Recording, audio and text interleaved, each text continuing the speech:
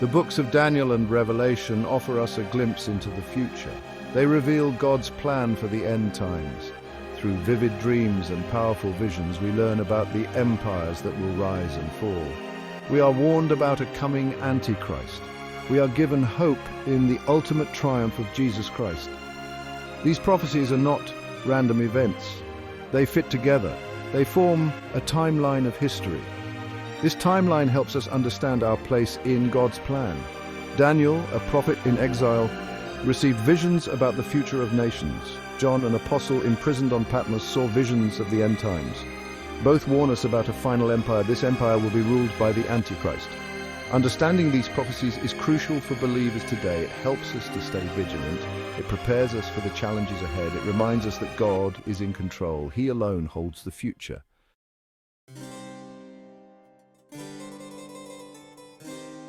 The Bible speaks of several empires that play a significant role in prophecy. These empires are not just ancient history. They represent enduring principles. They reveal spiritual patterns that continue to this day. The Babylonian Empire, known for its luxury and idolatry, foreshadows the allure of worldly power.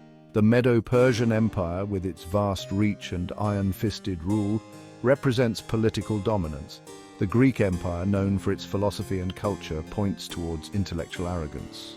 Finally, the Roman Empire, with its military might and centralized power, foreshadows the final world empire. This final empire will be a revival of the Roman spirit. It will be a system of control, oppression, and defiance of God. Each of these empires reveals a facet of human sinfulness. They show us how power corrupts.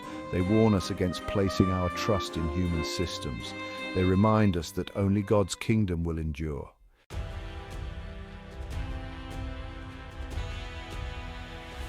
The prophecies of Daniel, particularly the vision of the statue in Daniel chapter 2, outline a sequence of empires. These empires start with Babylon and culminate in a final global kingdom. Nebuchadnezzar's dream reveals a statue made of different metals. Each metal represents a different empire. The head of gold symbolizes Babylon, the chest and arms of silver represent Medo-Persia, the belly and thighs of bronze depict Greece, and the legs of iron signify Rome. The feet and toes of the statue are particularly interesting. They are made of iron mixed with clay. This mixture represents a fragile union of nations. This points towards a future world order that is both strong and brittle. Many believe this final empire will arise from Europe. They see the European Union and its Roman-inspired legal and political systems as potential players in this end-time drama. Whether the final empire arises from Europe or elsewhere, one thing is certain: the stage is being set for the fulfillment of these ancient prophecies.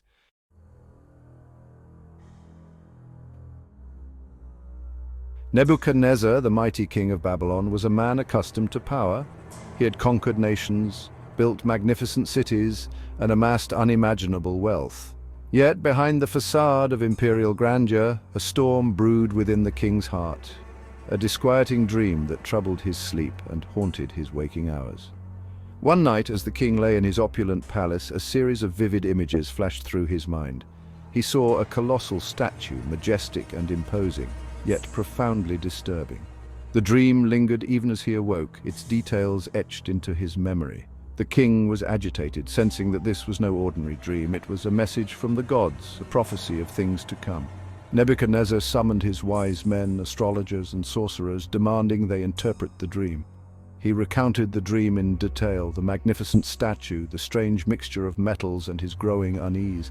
The wise men, eager to please their king, boasted of their abilities, yet their faces betrayed their growing fear. They were stumped. They had no explanation for the king's bizarre dream. Frustrated and enraged, Nebuchadnezzar threatened them with death if they could not reveal the dream's meaning.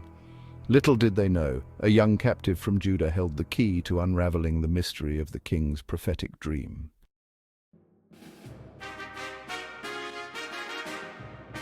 Meanwhile, Daniel, a young man of remarkable faith and wisdom, received word of the king's decree. He, along with his companions, had been taken captive from Jerusalem, destined to serve in the Babylonian court. Daniel, known for his gift of interpreting dreams, approached the king's official, pleading for time. He assured the official that he could reveal the dream and its interpretation. The official, skeptical yet desperate, granted Daniel a brief reprieve. Daniel and his friends prayed fervently to the God of Israel, seeking his guidance and wisdom. In a vision, God revealed the dream's content and its profound significance. The statue, with its dazzling array of metals, represented a succession of empires that would rise and fall on the stage of history. Daniel, filled with divine insight, returned to the king, ready to unveil the dream's hidden message. He began by describing the statue's head, made of gleaming gold. "Your Majesty," Daniel declared, "you are the head of gold. You are the greatest of kings, and God has given you dominion over all nations." Nebuchadnezzar listened intently, his anger subsiding as Daniel spoke with confidence and clarity. The king, known for his pride and ambition, was pleased by the initial interpretation. Yet he knew the dream held more, a sense of foreboding mixed with the initial flattery.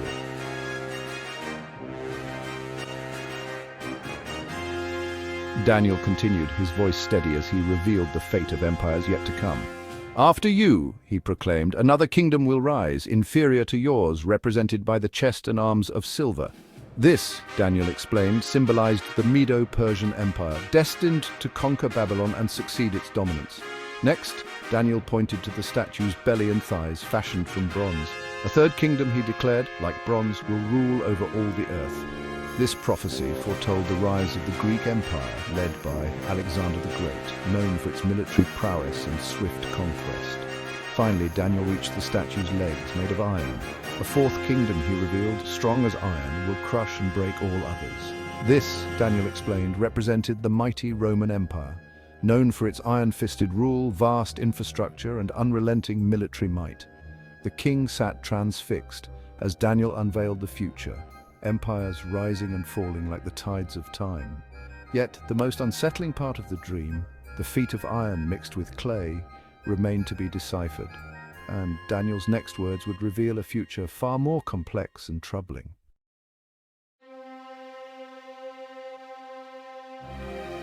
Daniel's vision of the statue in Daniel 2 provided a panoramic view of history, outlining the rise and fall of empires. Yet God wasn't finished revealing his plan.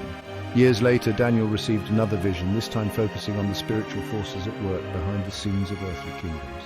In Daniel 7, he saw a tumultuous sea, a symbol of the Gentile nations, from which arose four monstrous beasts, each representing a different empire. The first beast, a lion with eagle's wings, symbolized the Babylonian Empire, swift and predatory in its conquests. The second beast, a bear-like creature with ribs in its mouth, represented the Medo-Persian Empire, its insatiable hunger for power driving its expansion. The third beast, a leopard with 4 wings and 4 heads, depicted the Greek Empire, known for its rapid conquests and fragmented rule under Alexander's successors. These 3 beasts corresponded to the first 3 metals in Nebuchadnezzar's statue, highlighting the continuity of God's prophetic timeline. However, it was the 4th beast that captured Daniel's attention and filled him with dread, for it foreshadowed an empire unlike any other.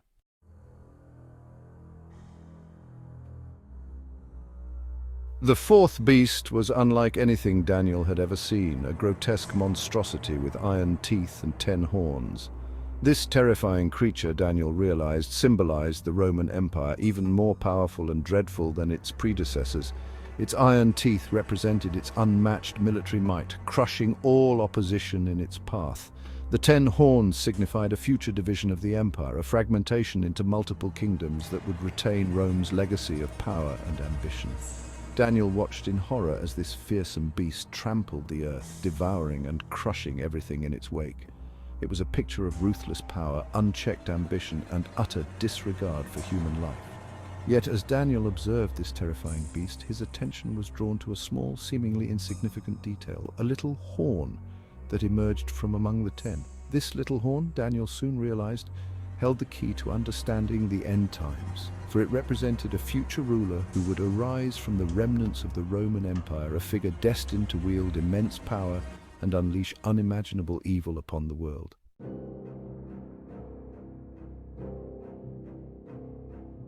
The little horn, Daniel observed, was different from the others. It had eyes like the eyes of a man and a mouth that spoke boastfully. This was no mere political power. This was a figure of profound wickedness, a deceiver who would use cunning and manipulation to achieve his aims. Daniel watched as the little horn waged war against the saints, persecuting God's people with unrelenting fury. This prophecy pointed towards the rise of the Antichrist, a figure who would embody the spirit of rebellion against God, seeking to establish his own kingdom in defiance of heaven's authority. The little horn's rise to power signaled the beginning of the end times, a period of unprecedented tribulation and upheaval that would culminate in the return of Jesus Christ. The visions of Daniel 2 and Daniel 7, intertwined and complementary, provided a chilling glimpse into the future, revealing the spiritual forces at work behind the scenes of human history and pointing towards the ultimate triumph of good over evil.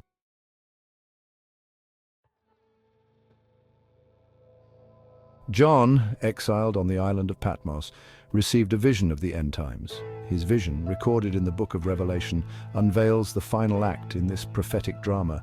John's vision aligns with Daniel's prophecies, confirming the continuity of God's plan.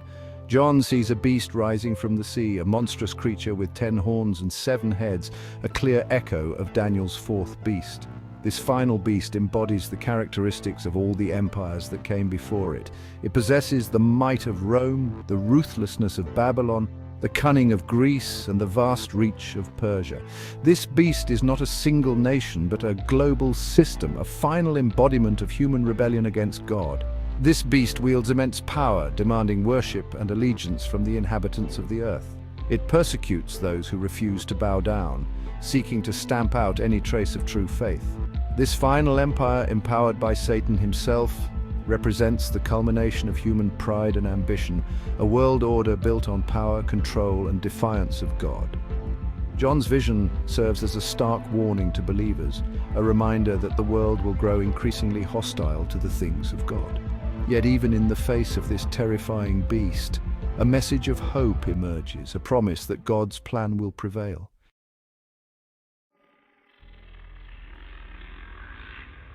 Section 2, Mark of the Beast. This beast from the sea, John reveals, will have a unique mark, a sign of allegiance that will be required for participation in this global system. The mark of the beast will be more than a physical symbol. It will represent a complete submission to the beast's authority, a rejection of God's sovereignty. Those who refuse the mark will face persecution and exclusion. They will be cut off from the world's systems, unable to buy or sell, their very existence threatened. This mark will be a test of loyalty, a dividing line between those who serve God and those who serve the beast.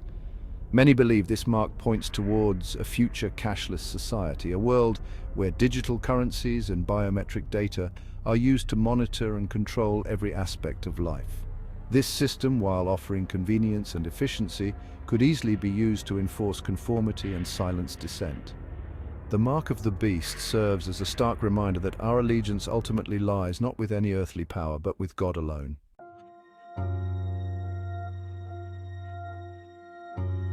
Section 3. Echoes of Babylon. The final empire, while possessing characteristics of all the empires that came before it, bears a striking resemblance to the Babylonian Empire. Like Babylon, this final kingdom will be marked by luxury, materialism, and a pursuit of pleasure. It will be a world drunk on its own power, blind to the consequences of its actions.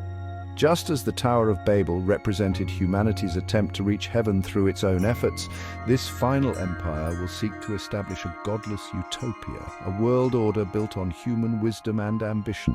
This echo of Babylon reminds us that the allure of power and wealth is timeless. It is a temptation that has ensnared humanity throughout history. The final empire, like its ancient predecessor, will ultimately crumble under the weight of its own sin. This prophecy serves as a warning to us today, urging us to guard our hearts against the seductive whispers of materialism and self-reliance. We must remember that true fulfillment is found not in the fleeting pleasures of this world, but in a relationship with the eternal God.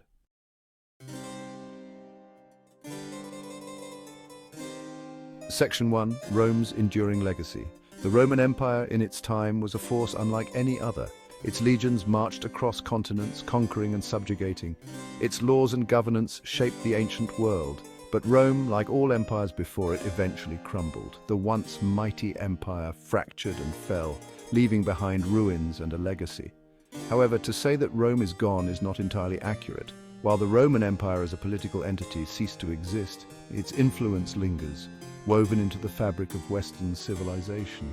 The iron legs of Nebuchadnezzar's statue, representing Rome, didn't simply vanish. They morphed into the feet of iron mixed with clay. The Roman legal system, with its emphasis on codified laws and centralized authority, forms the basis of many legal systems today. The Roman language, Latin, evolved into the Romance languages spoken by millions across the globe. Even the architecture of our time, with its arches, domes, and columns, echoes the grandeur of Roman design. This enduring legacy of Rome is crucial to understanding end times prophecy. The feet of iron and clay represent kingdoms that, while distinct, carry within them the DNA of Rome. Its legal structures, its political philosophies, its imperial ambitions. This sets the stage for the rise of the Antichrist, who will emerge from this Roman influence system, seeking to unite the world under his banner.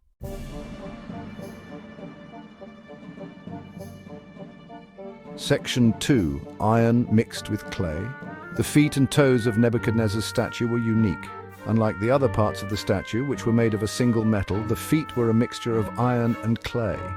This seemingly insignificant detail holds profound prophetic significance. Daniel, interpreting the dream, told Nebuchadnezzar, "As you saw the feet and toes, partly of baked clay and partly of iron, so it will be a divided kingdom, yet some of the strength of iron will be in it, even as you saw iron mixed with clay." This mixture of iron and clay symbolizes a union that is inherently unstable.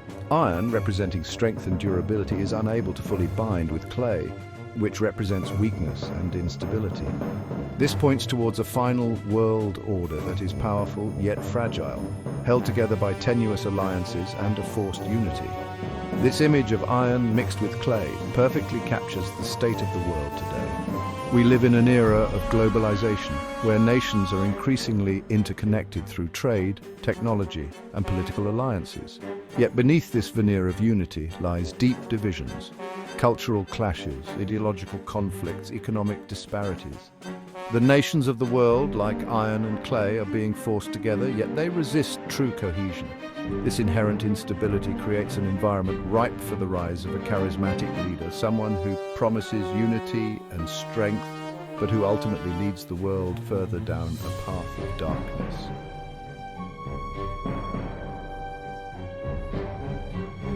Section 1. Heirs to the Roman legacy. Identifying the specific nations represented by the iron and clay of Nebuchadnezzar's statue is a complex task, one that has fueled much debate and speculation among prophecy scholars. However, certain clues within Scripture and the broader context of history offer compelling insights. Daniel's prophecy highlights that the final empire will emerge from the remnants of the Roman Empire. This points towards nations and entities that have inherited Rome's legacy, both in terms of its geographic footprint and its cultural and political influence. Western Europe, with its deep historical ties to Rome, emerges as a primary candidate. Nations like Italy, Germany, and France, which sees itself as the successor to Rome's legacy of grandeur and power, all bear the imprint of Rome's enduring influence. The European Union, a political and economic entity that seeks to unite Europe under a common banner, also bears striking similarities to the Roman Empire in its pursuit of unity, its complex bureaucracy, and its ambition to establish a global order. The EU's adoption of the euro, a currency intended to rival the economic dominance of the US dollar, further echoes the imperial ambitions of its Roman predecessor.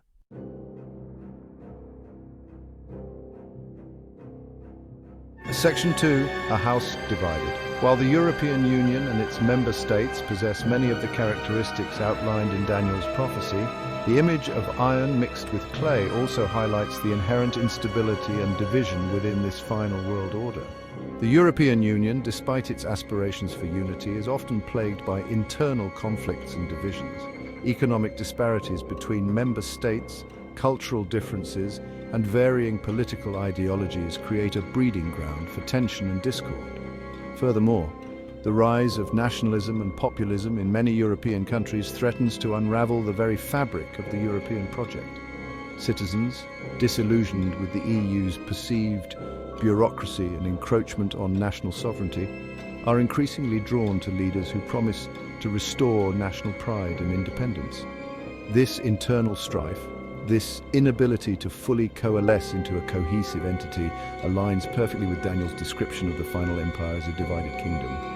The nations of the world, though drawn together by economic interests and political alliances, remain divided by deep-seated suspicions, cultural differences, and competing national interests. This inherent instability creates an environment ripe for the rise of a charismatic leader, someone who promises to bridge the divides, heal the wounds of division, and usher in an era of unprecedented unity and prosperity. Yet this very leader, the Antichrist, will ultimately exploit these divisions, consolidating his power by playing nations against each other and crushing any opposition to his rule.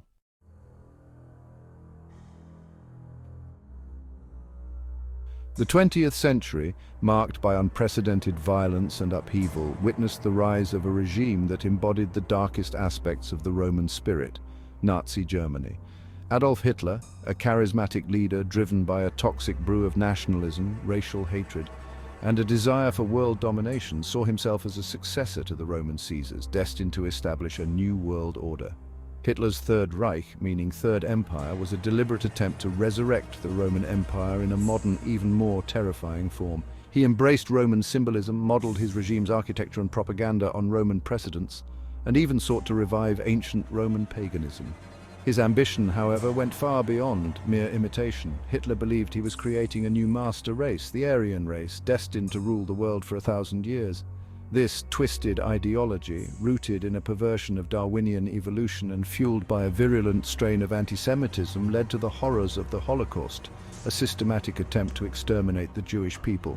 The Third Reich, with its iron-fisted rule, its militaristic culture, and its brutal suppression of dissent, serves as a chilling example of what happens when the Roman spirit of power and control is allowed to run unchecked.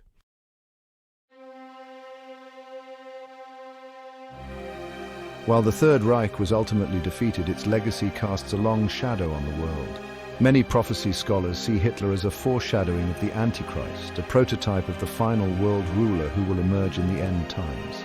Like the Antichrist, Hitler rose to power through charisma and deception, promising national revival and global dominance. He exploited economic hardship and political instability to consolidate his power, using propaganda and fear to silence opposition. His persecution of the Jewish people, God's chosen people, mirrors the Antichrist's future persecution of believers, as described in the book of Revelation. The Third Reich's attempt to create a godless society, one built on racial purity and totalitarian control, foreshadows the Antichrist's ultimate goal of establishing a global order that rejects God and elevates human reason and power above all else. While Hitler's reign of terror was ultimately cut short, it serves as a stark warning of the dangers of unchecked ambition, racial hatred, and the seductive allure of power. The spirit of the Third Reich, the spirit of Rome reborn in its most monstrous form, lingers in the shadows, waiting for the right moment to re-emerge and plunge the world into darkness once again.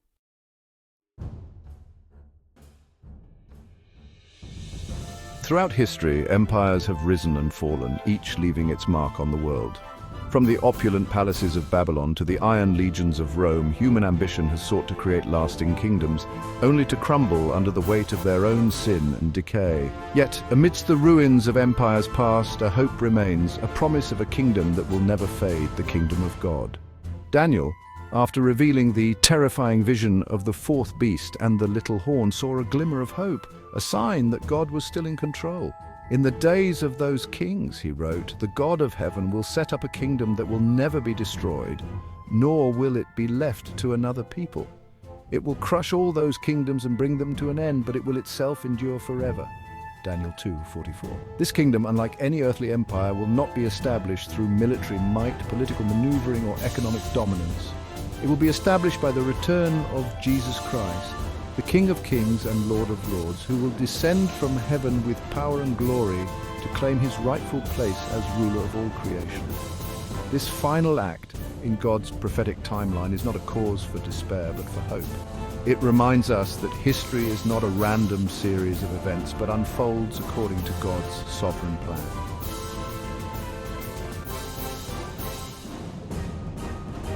The stone that crushes the statue in Daniel's vision is not a symbol of destruction alone.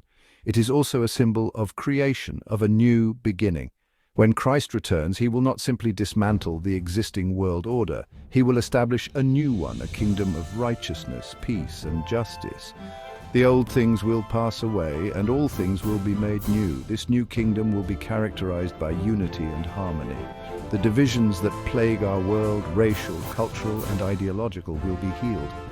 The curse of sin will be broken, and the earth will be restored to its original beauty and abundance. This is the hope that sustains us, the promise that motivates our actions, the truth that gives meaning to our lives. We live in a world shrouded in darkness, where evil often seems to hold sway. But we must never forget that the darkness does not win. The final chapter of history has yet to be written, but we know how it ends. The kingdom of God, established in the hearts of believers today, will one day encompass the entire earth. And so we wait with anticipation for the return of our King, when the kingdoms of this world will become the kingdom of our Lord and of his Christ, and he will reign forever and ever.